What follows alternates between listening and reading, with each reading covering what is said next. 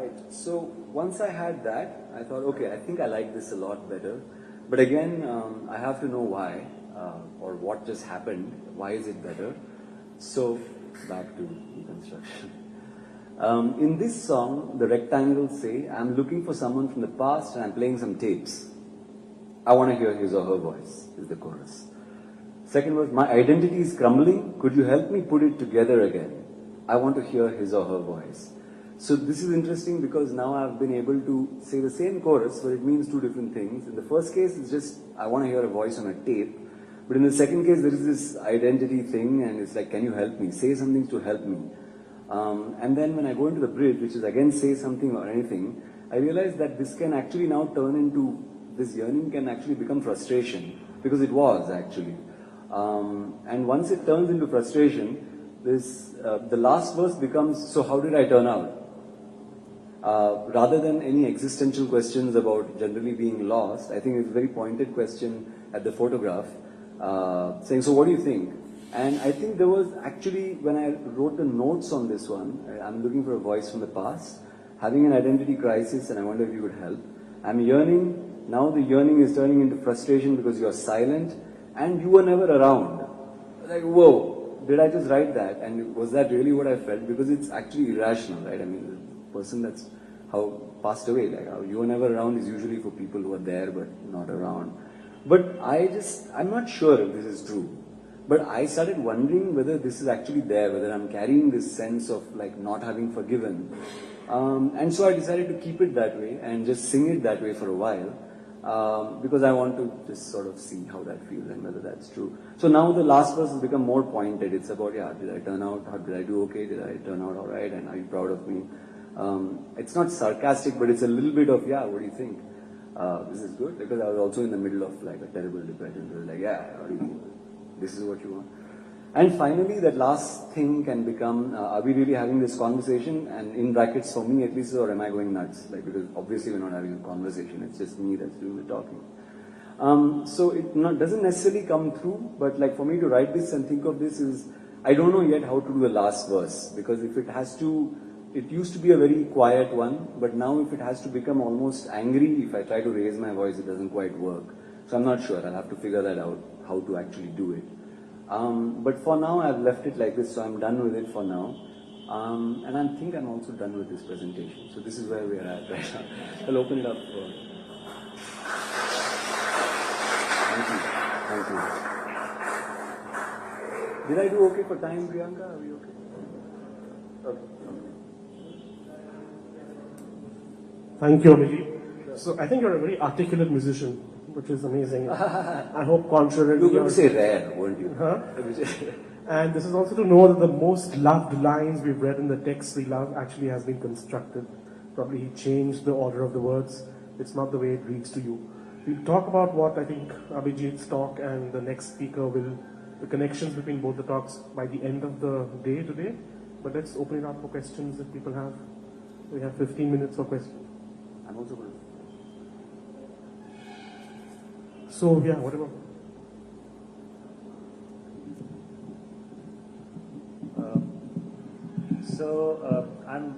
I'm not a very creative person. I haven't actually ever written a song or something like that. Okay.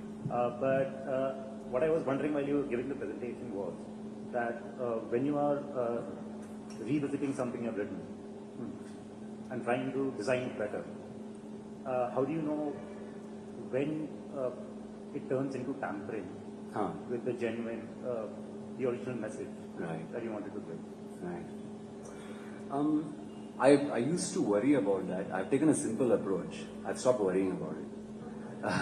Honestly, that's the answer, because because I feel it's an attitude thing also. Earlier, I used to be excessively worried about the idea of tampering, meaning that I put this original work in 1.0 form up on a pedestal, as if to say that that is something that came out, it cannot be understood. And now I feel as though, no, I want to understand it, because that's the whole point. The thing that's come out in version 1.0 is almost the surface level, some emotion from below that's bursting out that wants to say something. And I think through the process of making the song better, I actually want to find what it is and know myself better. So if it's tampering, so be it. But not if it's tampering, so be it. I'm just curious if, the process that you talked about is also the process that typically you've read most songwriters follow, or? No, actually, I haven't read about this mundane deconstruction form. I just came upon it once for a few songs ago. Because what happened is last year I started writing songs again after a long time. And this might be odd, but a lot of credit goes to Abhijeet Majumdar. Not for song related stuff, but just working with him for like a year or two. Abhijeet Majumdar is a theatre director, for those of you who are not familiar with his work. He's great, and I did some theatre with him, and I was doing sound design, and his whole thing is about process. So I used to spend a great deal of time not necessarily doing sound or music, but just watching how he works with actors. And messing things up, like a scene that looked perfectly set yesterday, like it was great. Why is he going and purposely making it something like, okay, now you remove your chappals and put your hat in your... Why are you doing these things? But he likes to do that. He makes something, then he takes it apart, puts it together again and does it another way. And I think there's a certain amount of faith that I saw in him, which is that there is a message here and I like it, but I want to see this beast from all sides before I make a choice about which way works best. So I thought, how can I do that when I'm writing a song? And the only way I could think of was to take the stuff out that's distracting me, because if I think about songwriting, there's the idea of a flow. Songs have a flow too, like a good story or a movie or whatever. And I did this. I don't know if anyone else does it in this way, but I think a lot of the ideas that motivated it came from other people. I took Coursera.org. Yeah, so I took a course on songwriting, which was like, when I saw it, my eyes popped out of my head, like in the cartoons. And I said, great, I'm going to take it. And it was good. And what was interesting in that course was that I thought a course on songwriting would also be about music and song structure. He did talk about that, but he really seemed to focus on lyrics a lot. And that's where I got the idea that I think there's a lot to do with music too, but I think lyrics is probably where, especially if you're a singer and a songwriter, is where that's what's going to give you the emotion to sing it, no matter what the music is like. The music also has to be worked on. So that's where I got that idea that, don't think of the song so much as like, every time I work on the song, I have to play it and sing it. It's just like, take it out, take the music out, you can even take the poetry out, do it. And I ended up with this. So.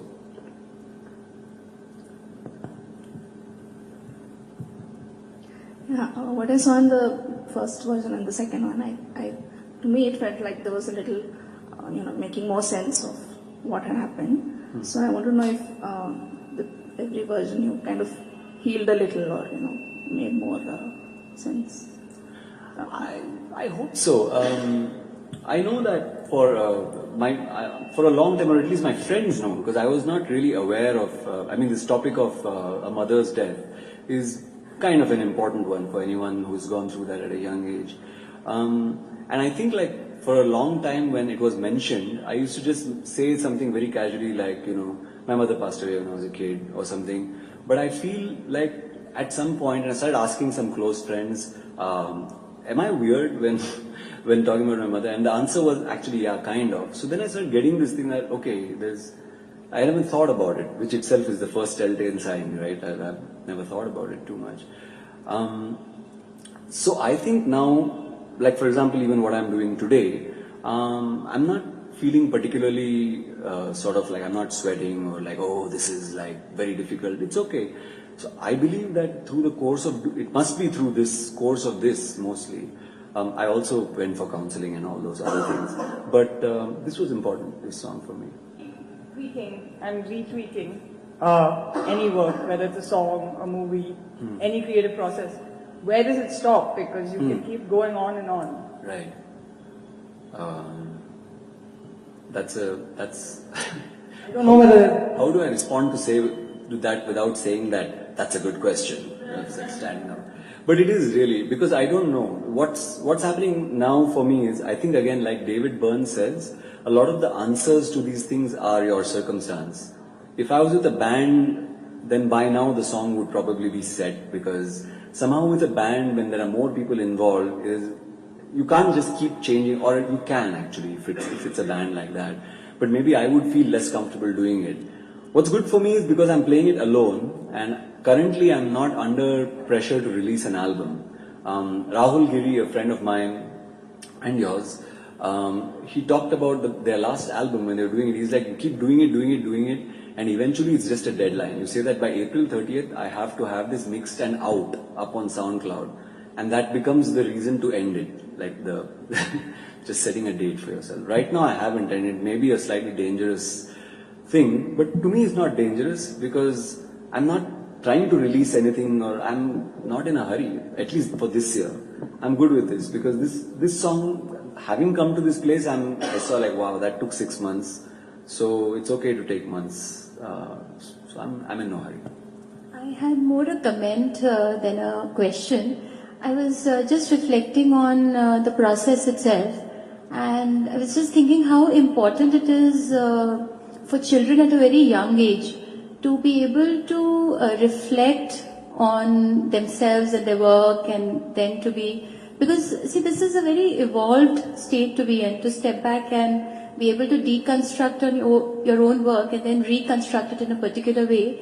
And this is a whole lot of this feeling, doing, thinking dimension to it, which unfortunately we're not doing enough with our children, to be able to. So just trying to make sense of what you were talking for myself and for my children. So this is beautiful. Thanks. Oh, you're welcome. Thank you.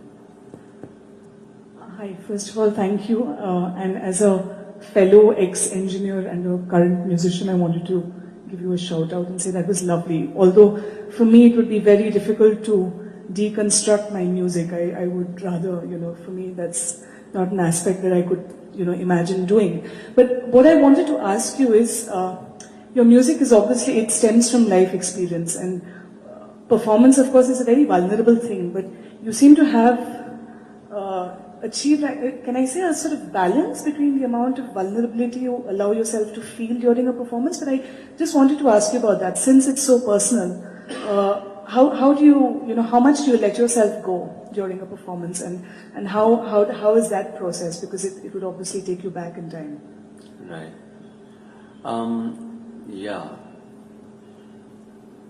I don't think about that a whole lot, about what is happening during a performance, because when I get up in front of several people, there's this other performer thing that kind of takes over. I'm usually, at least nowadays, I find myself being a bit nervous for a song or two or three, shaky voice, sweating a little bit and all that.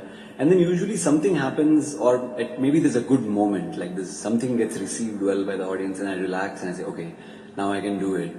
And I'm not sure at that point whether it's not necessarily the content, like what I'm singing about, that's making it difficult. It's just being in front of people can be nerve-wracking. I have to admit that there's nothing about these songs that is very different or makes me feel differently. Because I think part of that has to do maybe with the fact that I was actually writing a song recently about just being vulnerable. Not actually about, it's about, I don't know if I'm going to turn it into a song, but it's about just I was feeling some fear at that point. So I said, okay, so let's, instead of sitting and steeping in the fear, I'm going to write it. What is this thing? It's fear of what?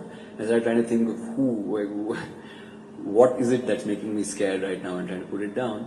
And the word vulnerable seemed to come out a few times, and that became one of the lyrics in that. It's and so one of the lines was this almost defensive question to other people, which is vulnerable is the word I'm looking for, or is it the ability to be? Doesn't that take a certain kind of courage, or is it just preying on pity? So, I don't know if that, does that engage with your question at all? Maybe not. But that's kind of the thing also. I was like, okay, so I think I'm okay, being vulnerable, but sometimes I wonder whether I'm using it. Just I'm vulnerable. At what point does the song and the process and all of that become external and you start thinking about people who are listening, the sound, the format of the song? Like at what point does the internal transfer itself into the audience and you start thinking about them? Is there a point? I think there is. I'll have to think for a few seconds about that because it's something that I do think about. I met a musician last night who was saying, and he's a senior musician, and he was talking to me about music in a way that I've heard other people talk about music. That is, when a musician gets up on stage, they are often saying that I'm playing not for the audience, but I'm playing for myself. And I asked him, I was actually asking what he thought about the idea that you're playing for yourself, but you are in front of an audience, and maybe with something that is purely musical, you could get away with it. But like with something like that is lyrical, your question becomes very relevant because I thought about that a lot. I used to talk to Vandana about this a lot, which is I'm writing all this self-absorbed stuff. I don't know if it's self-absorbed. It's very introspective. But where does that introspection become like just being self-absorbed? Here's a guy going about his mother. So I don't know actually how to do that. But I do acknowledge that there is a need that there is not just me doing this music for myself. I think it's important to be thinking of it as a communication. And when you communicate, you know what you're trying to say, but you have to think about how it's being heard, and you have to communicate well. So I think it's about that, and I try to think about those things. But you're right, it comes at a slightly later point, and usually makes me tear my hair out.